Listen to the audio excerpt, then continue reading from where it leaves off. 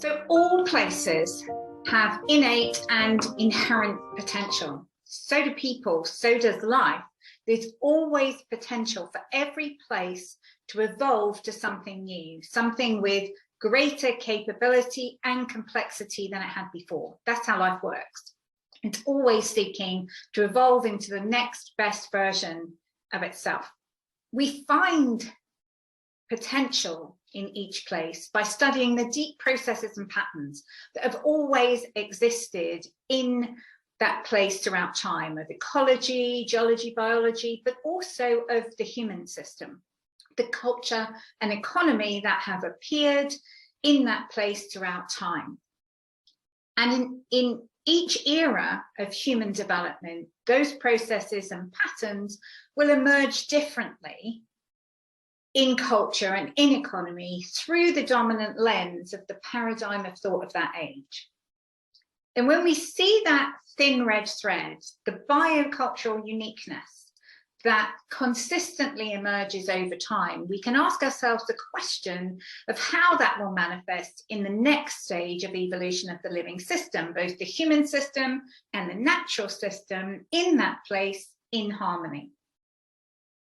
The dominant paradigm of my lifetime, long before my lifetime, has been what we describe as a mechanistic way of thinking that's reductionist, that wants to understand how life works by breaking everything down into its parts in order to study it, to manage it, and to control it. So problem solving as a human skill, which we have in abundance, only becomes a problem when you use it through the lens of parts, of mechanism. Because when you're focused on just one part of anything, you don't see the whole. You don't see the whole system, and what happens is you don't see the possibility of unintended consequences elsewhere in the system while you're fixing a problem that's in one part of it. When we focus on potential of a place, we do two important things. We turn our gaze from the past, where the single problem we're looking at arose, towards the future. And we widen our gaze to take into account the whole of the place, everything that's in it.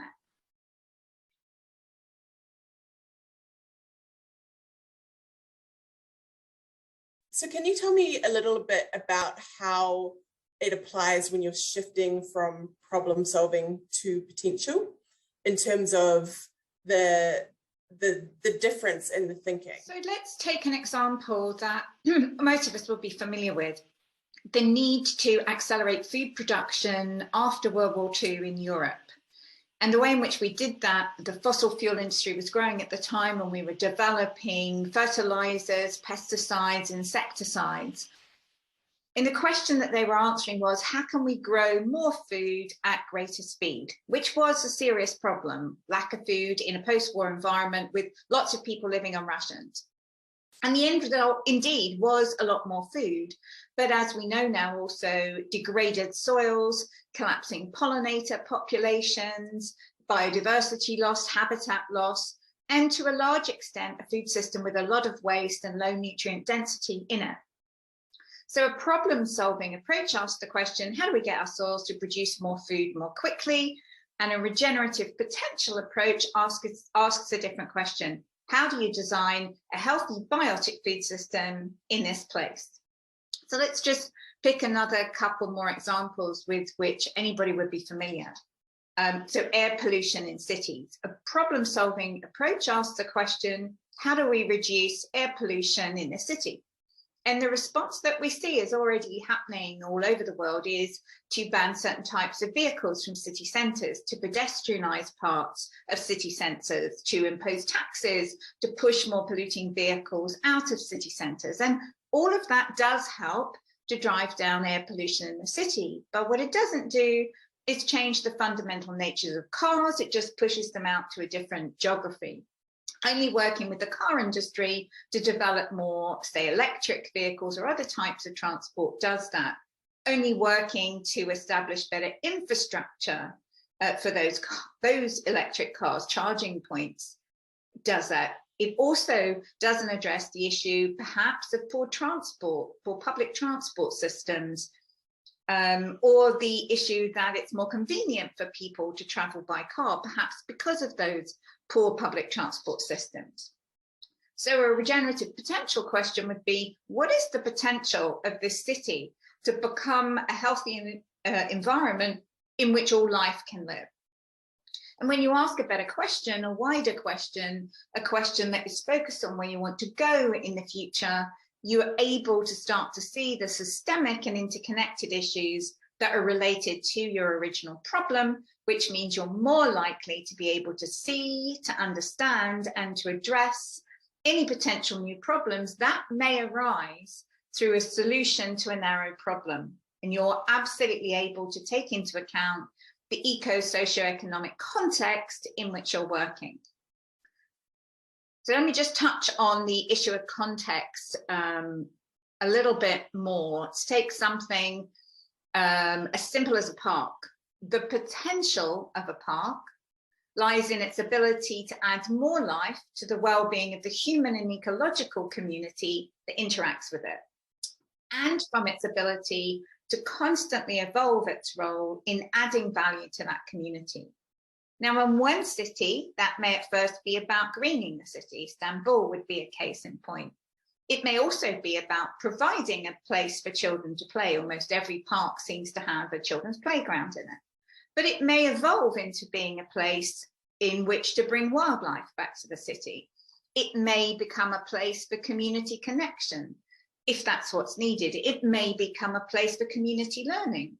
Might be a place for all of those things at once, but it will depend upon the need and the context of the community in a particular place. So the role of a park in the war-torn streets of the suburbs of Kyiv in the future will be different from how we might design a park in the new city in China.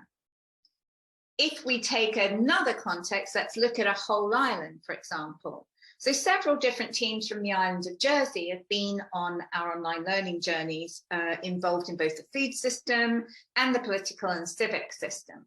And many people, when they think of Jersey, think tax haven.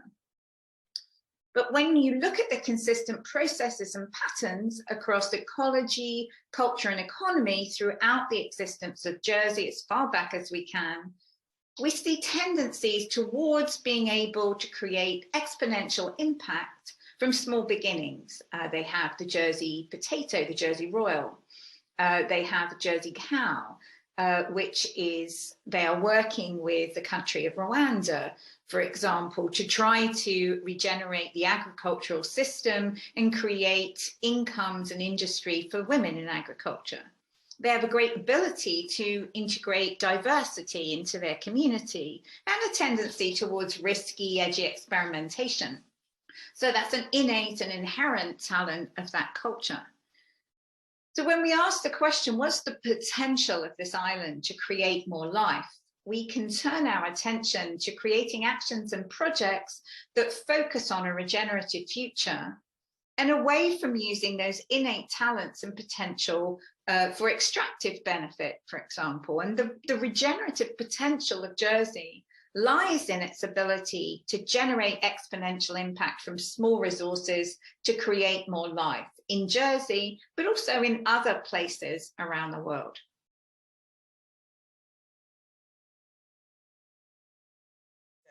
And you're right, we are so focused and mechanistic, and we do focus on parts, and it is so satisfying. And I think we haven't, you know, because like you say, we can kind of control them.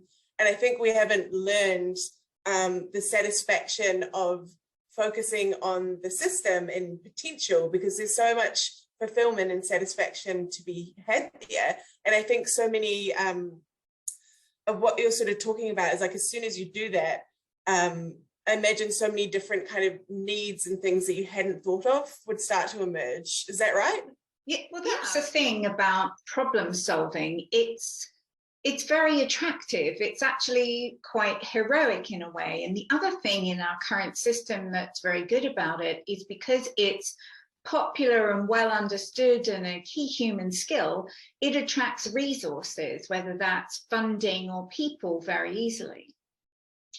But in regenerative placemaking, we're really always thinking about the potential of any place or project to catalyze systemic change. So let me share another couple of examples.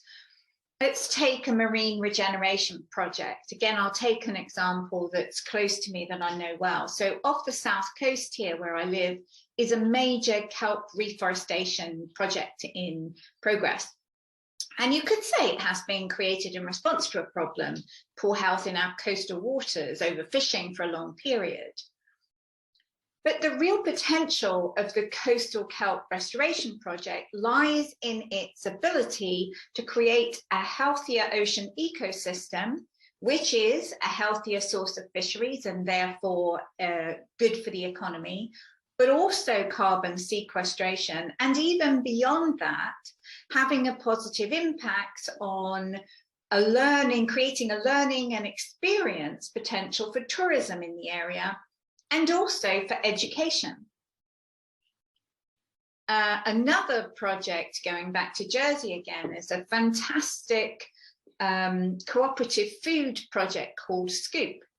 And the potential of Scoop lies and has lain in its ability to initially create space for a minority community, organic farmers, to enter the food system in Jersey by providing an outlet which could use the food they produced in the quantities they produced it in many different ways. Secondly, for the citizens of Jersey to experience a different way of sourcing food and eating. There was an experimental project to use readily available food sources from the organic farmers like clover, which they cover the ground with in non-producing times. In Green Presto as a project, you can actually use almost anything that's green to create the pesto. It doesn't have to be parsley. And then in its potential to demonstrate a different approach to food systems on Jersey, was drawn to the attention of the government and creates even further potential for leaders of the island to facilitate discussion about the future of food in Jersey in collaboration with the government. And the system shifts. So just one more example, we had a team from Turkey looking at two projects. One was a series of urban roof gardens in Izmir, and the other was a degraded floodplain in Chile just outside of Istanbul. So in Chile, there's a frequently dredged small river running through the coast through Chile. It's on a floodplain, but it's all targeted for new build. There's very little wildlife in the area. Biodiversity has dropped significantly. And a problem-focused approach to building on floodplains, you might get hydraulic houses that can withstand floods. But if you ask the question, which the team did, what's the future potential for this land to serve abundant life in the ecological, cultural, and economic life of this place, you arrive at a different way of seeing the area through a potential wildlife oasis with an ecology learning centre within it that acts as a project that brings biodiversity back to the land, addresses the problem of flooding, and provides an innovative educational facility and a tourist attraction.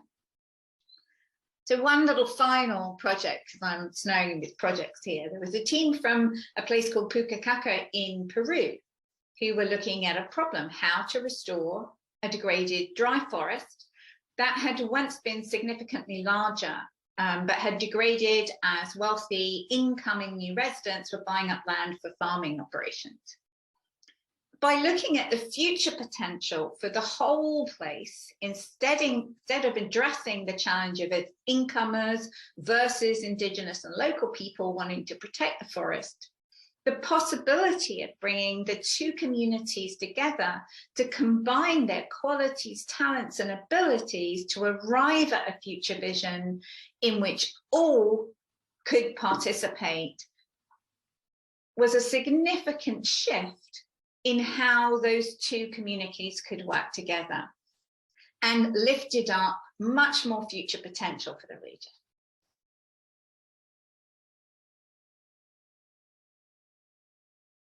I want to touch on resistance? Because we're talking about a lot of like really big systems. You know, we've talked about food, there's also housing, etc., where someone will decide to do something one way and then another group will actively resist that. And can you talk to me a little bit about how that relates to, because I'm sure that can kind of thwart potential a little bit. Not far from me is a large piece of land which became available for development. The local council and housing developer planned to build, I think, 1,500 homes on that piece of land. And in the UK, it's important to note that councils are mandated by government to build a certain number of houses, excuse me, every year to address our existing housing crisis. So that's the problem. Local nature conservation groups, however, and rewilding groups, we have a very famous rewilding project in our area called NEP, are trying to create a nature corridor through the southeast to lift biodiversity and protect nature for the future. And they mobilise their communities to oppose the development. So you have a situation in which the council and developer see the activists as a problem, and the activists see the council and developer as a problem, and you're stuck. So what we desperately need is a regenerative process which asks a different question alike. What is the potential for this piece of land to contribute to the ecological, the cultural, social, and economic health of this place? So such a question and a process, stewarded perhaps by backbone organisations such as Donella Meadows suggested in her plan for bioregional learning centres more than 50 years ago, and in a way that was what really regenerative was set up to be, opens the window to an emerging future, not through compromise or conflict resolution, but through exploration of something new that could emerge that's not an either-or solution. And not something as simple as, well, we'll build 1,500 houses, but we'll make sure all the gardens have hedgehog holes, but that there is a commitment to coming together to explore all the interconnecting issues, such as what's the impact of continuous building on the use of scarce water in this region? What's the impact on social infrastructure like hospitals, schools? What's the context of this development in the overall strategy for life in this place? It might seem quite a subtle difference, but focusing on future or evolutionary potential helps us to do a number of critical things. It helps us to ask better questions that lead to better outcomes. It avoids creating future problems through solving one single problem without seeing the wider whole system and without taking into context what's going on in the wider system in which you're operating. It can help us to address the tension in polarity approaches, them versus us. In other words, it helps us address what we describe as the story of separation that has existed for a number of centuries. It's so prevalent in our cultures. Humans versus nature, humans versus other humans. And it helps us see the systemic impact that's possible and the opportunity of all places and all projects in places to activate a systemic evolutionary impact. So it helps us to see how the projects that we're working on in our place can help the whole system in which we sit to move forwards into the future.